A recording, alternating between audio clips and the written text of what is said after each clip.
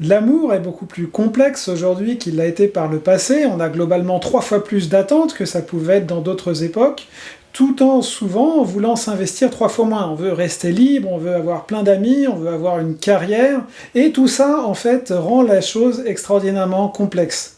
Avant, le couple était de l'ordre de la famille et du clan, et les parents, souvent le père, choisissaient pour les mariés qui ils étaient, et ça durait pour la vie, dans des conditions plus ou moins heureuses, mais en tout cas, ce n'était pas très compliqué. Aujourd'hui, on attend soit une révélation un petit peu merveilleuse, divine, chaque jour de notre partenaire, qui viendrait nous apporter une poésie, une magie, sans que, en retour, on ne fasse quoi que ce soit comme effort. En somme, tandis que la religion, qui faisait du salut et de Dieu le centre théorique de la vie culturelle, a été décroissante au fil des siècles précédents, on a vu, avec le courant romantique notamment, la montée très importante de la valeur de l'amour, de la valeur du couple, sans qu'il y ait des efforts au prorata de l'augmentation de cette valeur. Donc c'est comme si on avait décidé que le couple était le trésor le plus sacré, tout en y consacrant plutôt moins d'énergie que par le passé. Et avec ce qu'on peut appeler cette idéologie romantique qui a été beaucoup véhiculée par la génération des Pluton en Lion, et puis ensuite par la génération des Plutons en Balance dont je fais partie, on a fait mousser tout ça encore plus que ça avait été le cas au XIXe siècle, le temps des romantiques, et on a pensé que l'amour était tout, que l'amour du couple pouvait nous remplir absolument. Dans cette vidéo, eh bien, pour toutes les personnes qui, comme moi, ont été bercées par ces histoires d'Hollywood, par ces contes de fées, dont le but profond, c'est de nous rappeler la puissance et la beauté de l'amour, mais pas de l'amour qui serait stupide, mais pas de l'amour qui n'aurait rien compris à la vie, mais pas de l'amour qui serait purement passionnel.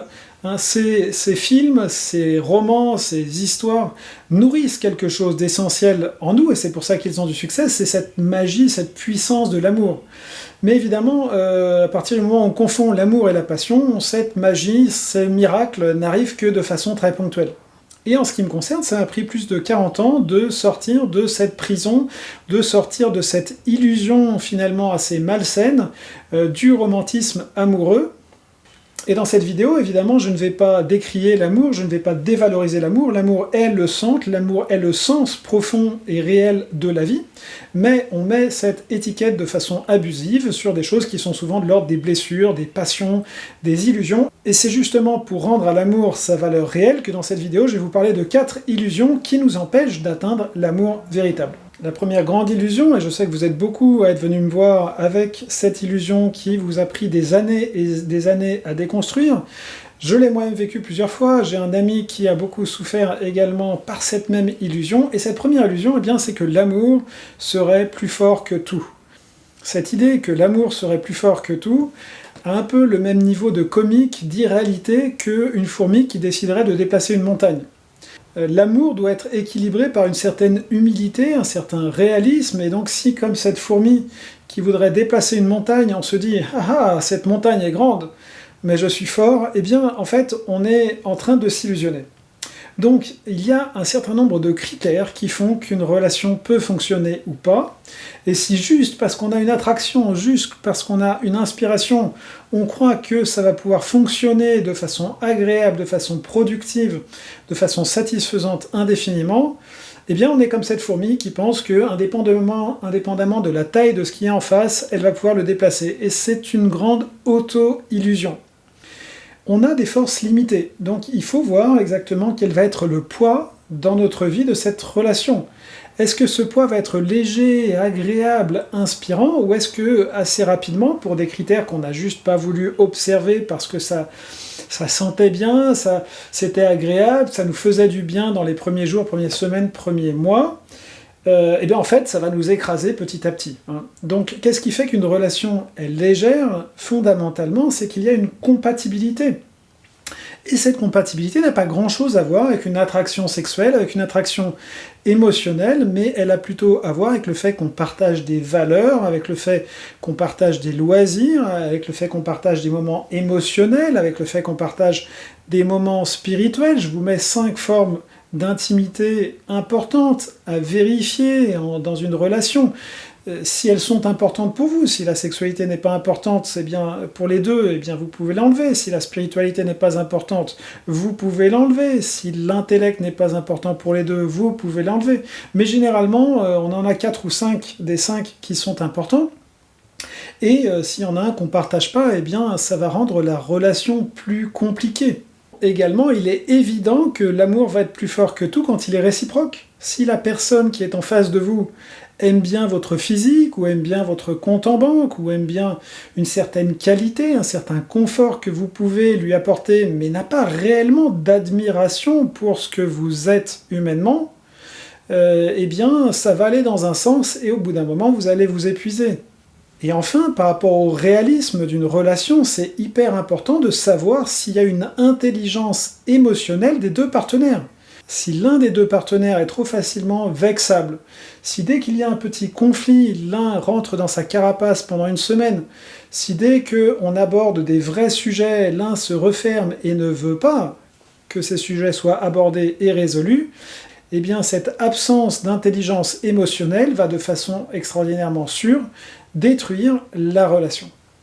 Donc par rapport à cette première condition, eh bien l'amour va être tout puissant en effet, mais à condition qu'il soit sur la base d'une réelle compatibilité, donc de valeurs, de chemins de vie, de choses qu'on aime faire ensemble.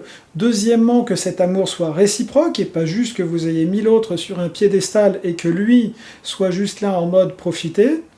Et troisièmement, sur la base qu'il y a une intelligence émotionnelle des deux partenaires, c'est-à-dire une capacité à pouvoir rire ensemble d'à peu près tout, à pouvoir résoudre les conflits, à pouvoir verbaliser ce qu'on vit sans accuser l'autre, etc. Une deuxième illusion que nous ont vendue les contes Disney et Hollywood, une deuxième prison dans laquelle on peut se retrouver par rapport à l'amour, ce serait celle qui dit que l'amour c'est avant tout un feeling, l'amour c'est avant tout une émotion. Quoi de plus dangereux que cette illusion? Vous savez que les émotions, même maintenant c'est prouvé scientifiquement, on va ressentir un élan d'amour pour des tas de choses, des tas d'êtres au cours d'une journée, c'est quasiment la chose la plus instable. Et bien sûr que consciemment, par un vrai travail spirituel, par un vrai travail psychologique, on peut stabiliser ces choses-là, mais la plupart des gens en sont extraordinairement loin. Donc, construire sa vie amoureuse, qui souvent est donc aussi la vie de famille, qui est souvent un pilier très important de notre vie en général sur l'émotionnel, c'est réellement construire sa maison dans les sables mouvants. Non, les émotions ne sont pas l'ingrédient le plus important, c'est l'un des ingrédients importants. Est-ce que je me sens bien avec l'autre? Est-ce que il y a une connexion émotionnelle? Est-ce qu'on arrive à partager quelque chose de l'ordre de magique? Est-ce qu'on arrive à ressentir, à vibrer ensemble? Bien sûr que c'est important, mais si c'est pas assis sur une base rationnelle, il n'y aura pas de stabilité. C'est-à-dire, est-ce qu'on est capable d'aborder les vrais sujets? Est-ce que réellement on est compatible? J'en ai parlé dans le premier point. Les relations les plus longues, les plus satisfaisantes que j'ai vécues étaient avec des personnes que je n'ai même pas repérées quand je les ai vues la première fois. La première relation que j'ai eue était avec une personne que j'ai peut-être repérée émotionnellement au bout de la 50e fois. Simplement, on travaillait au même endroit, on étudiait au même endroit, et donc, à force de se rencontrer, on a discuté, et par ces discussions, par cette répétition, il y a quelque chose d'émotionnel qui est né. Mais penser que j'ai pas les petits papillons, j'ai pas les petites étincelles, est quelque chose de superficiel et dangereux. Je ne dis pas que ça va jamais marcher, c'est possible par le hasard, par une certaine bénédiction, par une certaine coïncidence, qu'il y ait un alignement entre ce ressenti émotionnel et une compatibilité réelle, mais de façon objective, ça arrivera une fois sur 20. Vous vivrez donc votre vie amoureuse comme un hasard, comme un lancer de dés, tant que vous ne mettrez pas la rationalité au premier plan. Donc, mon conseil par rapport à l'émotionnalité, c'est, eh bien, prenez le temps de connaître les personnes, prenez le temps d'analyser vraiment dans les différentes circonstances de la vie, comment se comportent les personnes, comment vous interagissez, comment vous vous sentez, comment vous arrivez ou non à être d'accord émotionnellement, intellectuellement. Et ensuite, eh bien, vous pouvez lâcher l'émotionnel, mais si vous lâchez l'émotionnel avant de vérifier les critères dont j'ai parlé dans la première partie de cette vidéo, eh bien, vous pouvez, avec une assez grande probabilité, vous retrouver dans une situation désagréable, voire terrible, voire toxique. Et ce qui est important de dire aussi, c'est qu'inversement, une personne avec laquelle il y a peu d'émotionnel dans un premier temps, mais avec laquelle il y a une très bonne connexion intellectuelle, une connexion dans les actions qu'on peut faire ensemble, une connexion dans les projets, il y a une probabilité assez forte que dans le temps, parce que simplement cette personne est agréable, si cette personne est également bienveillante, si cette personne nous fait du bien, et bien naturellement il y a une gratitude, il y a une tendresse qui va générer un sentiment amoureux. Une troisième illusion très très significative et qui est très très véhiculée par la société et la culture, c'est que la sexualité devrait être au centre de la relation amoureuse. Alors, on est bien d'accord, la sexualité est l'une des choses les plus agréables et les plus nourrissantes, qui met le plus en mouvement notre imagination, la magie de la vie, etc., etc. On adore tous ça. Maintenant, la réalité, c'est que, et je l'ai constaté bien des fois pour moi, pour d'autres personnes, souvent, plus il y a d'attraction sexuelle initiale, plus c'est parce que l'autre vient combler un vide qui est en nous. Donc plus on va être attiré vers un partenaire de blessure, plus qu'un partenaire de compatibilité. Essayez de repérer ça, plus l'autre va déclencher quelque chose de puissant, plus souvent c'est parce que on répète une blessure intérieure puissante. Nos parents n'étaient pas là du tout, cette personne ne sera pas là du tout. Est-ce qu'il faut dire wouhou? Non. On avait un père ou une mère très autoritaire, cette personne est très contrôlante et autoritaire. Oh, qu'est-ce que c'est excitant, mais est-ce qu'il faut se réjouir? Pas forcément. Donc soyez vraiment vigilants de qu'est-ce qui stimule votre force sexuelle et est-ce que réellement c'est une bonne chose? Eh bien, là encore, Hollywood nous a un petit peu embrouillés, parce que dans Hollywood, eh bien, le premier soir, le deuxième soir, le troisième soir, ils ont une partie de jambes en l'air extraordinaire qui leur laisse des papillons dans le ventre pendant des jours. La réalité est beaucoup plus complexe, comme je viens de l'expliquer, et puis aussi parce que là encore, eh bien, il y a cette attraction sexuelle qui peut venir donc de ces passions, de ces blessures.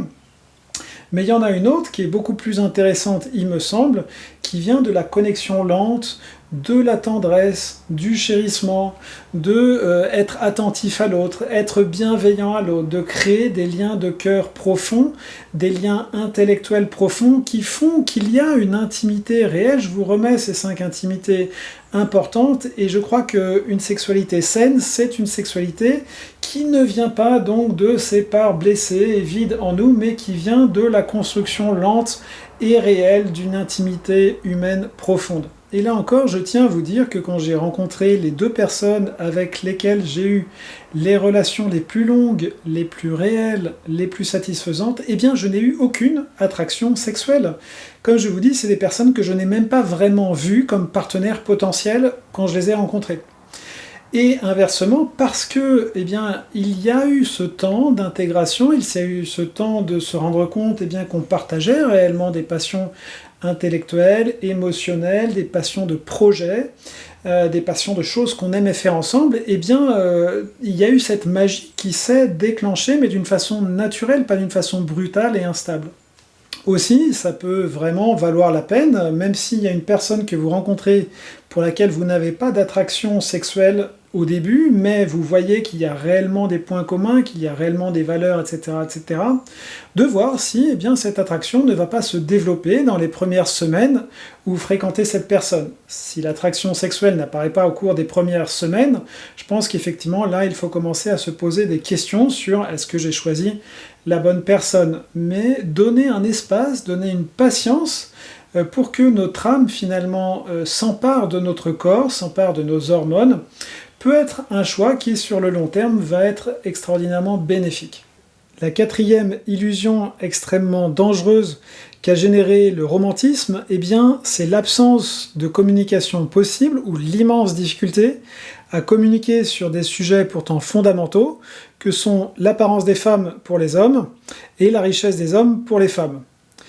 Clairement, d'un point de vue de l'attraction biologique, de l'attraction sexuelle, ces facteurs sont les plus importants. Mais comme on veut croire que l'amour est avant tout quelque chose de romantique, d'émotionnel, de magique, eh bien on ne parle pas de ces facteurs qui déterminent quand même une partie de la réussite d'un couple. Peut-être pas la chose qui devrait être en premier plan, mais clairement, si une femme veut beaucoup d'enfants, si une femme veut voyager, si une femme veut avoir du temps pour être dans des choses créatives, pour être avec des amis qui sont des activités un peu plus femmes que hommes, ou si un homme veut se sentir inspiré par sa femme, eh bien, il faut que l'homme soit riche et que la femme ait une apparence attractive. Mettre ça en première position, eh bien, c'est vouloir vivre une vie matérielle, mais vouloir ne pas tenir compte de ça, eh bien, c'est négliger l'aspect matériel qui est aussi important de la vie. Donc je pense que dans un deuxième rendez-vous amoureux, il est important de parler de façon explicite de ces sujets qui évidemment peuvent être extraordinairement blessants. Il faut une très grande et peut-être irréaliste maturité émotionnelle pour les aborder. Mais en tout cas, vous de votre côté, vous pouvez explorer quelle est votre relation, quelles sont vos attentes par rapport à ça, les formuler de façon le moins blessante possible pour la personne, et puis travailler ensemble à remplir ces critères qui quelque part sont une question de priorité. Un homme qui travaille plus va gagner plus, une femme qui passe un peu plus de temps à prendre soin d'elle va être plus belle, et puis pour un homme, eh bien, c'est question finalement de mettre son esprit au travail et que cet esprit lui crée une richesse, et pour une femme, eh bien, c'est de créer une harmonie dans ses différents corps, c'est quelque chose de l'ordre d'intégrer sa personnalité. Il n'y a rien de plus sexy qu'une personne qui est contente de vivre, qui est contente d'être elle-même, qui surfe sur son être et sur la vie. Et cela, en fait, est plus important qu'un certain héritage génétique qui, de toute façon, va pouvoir se transformer de façon vraiment drastique par l'épigénétique. Voilà, donc ne vous racontez pas d'histoire sur ce que veut votre partenaire ou ce que vous voulez. Acceptez que chacun a une part animale, une part matérielle qui a besoin d'être nourrie. Évaluez cette part, évaluez quels sont ses besoins et voyez si là aussi, comme pour le reste, il y a une réelle compatibilité. Voilà pour 4 grandes illusions qui peuvent nous perdre dans le territoire de l'amour. J'en ai d'autres à vous proposer, je vous ferai peut-être une deuxième vidéo sur ce sujet. D'ici là, mettez-moi comme d'habitude dans les commentaires ce que vous en avez pensé, quelles sont vos expériences, et je sais que vous me faites souvent des retours qui sont à la fois sympathiques, avec des partages d'expériences, des fois des bonnes blagues aussi, donc au plaisir comme toujours de les lire. Et à bientôt pour plus d'exploration sur le couple, l'astrologie, le développement intérieur, la psychologie, qui sont donc les domaines dans lesquels j'accompagne les personnes. Merci, à bientôt.